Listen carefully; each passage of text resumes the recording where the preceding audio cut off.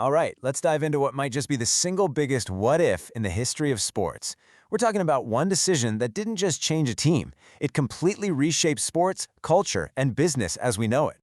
Just let that sink in for a second. What if Michael Jordan never played for the Chicago Bulls? It's a question that completely rewrites the book on modern basketball.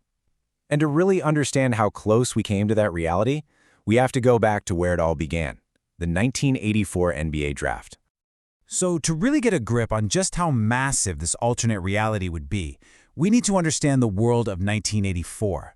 We have to get inside the mindset that drove one of the most consequential decisions ever made in sports. The NBA back in the early 80s was a totally different beast. I mean, today we're all about guards running the show, three-pointers flying from all over the court.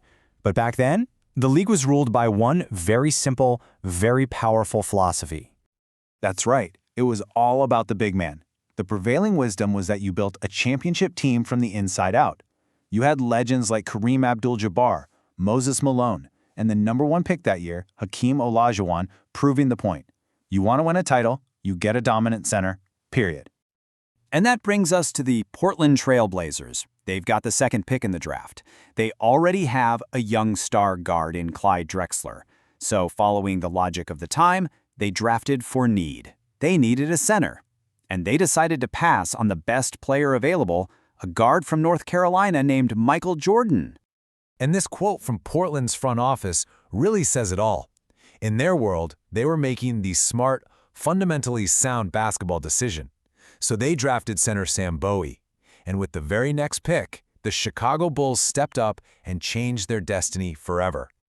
So, the moment that pick is made, what happens? Well, the ripple effects start immediately, creating these two completely different futures for Portland and Chicago. It's like a fork in the road. And it creates this wild paradox. For Portland, sure, you get this potentially unstoppable scoring duo with Jordan and Drexler, but then who's the alpha? Who takes the last shot? It could have been a mess. Meanwhile, for Chicago, the future just goes dark. No Jordan means no global superstar, no championship culture. The entire 90s dynasty, poof, it's gone before it even starts. And just think about the domino effect on other players. The Bulls probably still would have gotten a young Scottie Pippen a few years later, but does he become the Scottie Pippen we know today, that legendary Hall of Famer, without Michael Jordan's insane competitive drive pushing him and challenging him every single day? It's really, really hard to imagine. So here's the bottom line. The most staggering on-court change of all, the Chicago Bulls dynasty, one of the greatest runs in sports history, simply doesn't exist. 6 championships, just erased from the timeline. Now, with that Bulls dynasty completely out of the picture, a huge power vacuum opens up in the 1990s. The entire competitive map of the NBA is just torn up and redrawn. All of a sudden, the careers of some of the game's other icons look completely different. The bad boy Pistons? They might have won more championships. Hakeem Olajuwon could have added to his 2 rings. And guys like Charles Barkley, Karl Malone, John Stockton, Patrick Ewing, these all-time greats who never won a title, well, in this alternate reality, they might have finally gotten that ring. So we're not just talking about changing things for one team. This single decision rewrites the legacies of a dozen Hall of Famers. It turns a decade that was completely dominated by one team into this wide-open free-for-all. It would have been a totally different era of basketball. But here's the wild part. As massive as all those on-court changes would have been, they almost seem small compared to what would have happened off the court. Because Michael Jordan wasn't just a basketball player, right? He was a cultural force of nature.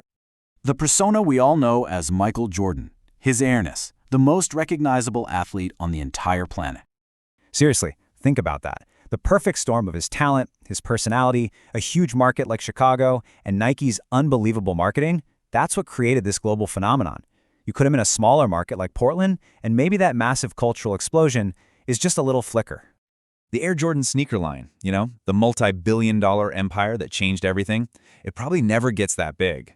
The NBA's massive boom in global popularity during the 90s was literally carried on Jordan's back. That gets way, way quieter. Without him, the league just doesn't become the financial and cultural giant that it is today.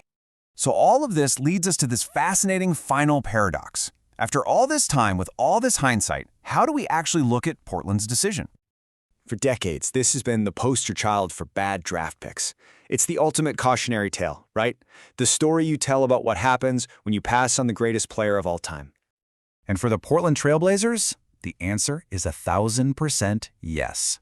It absolutely cost them championships and a shot at basketball immortality. But what about for the NBA as a whole? From the league's perspective, it might have been the luckiest break they ever got. Portland's mistake put the most charismatic and marketable player ever in a major market, which created a dynasty that launched the entire league onto the global stage. And that's really the ultimate takeaway here. One team's single biggest mistake became the entire league's greatest fortune.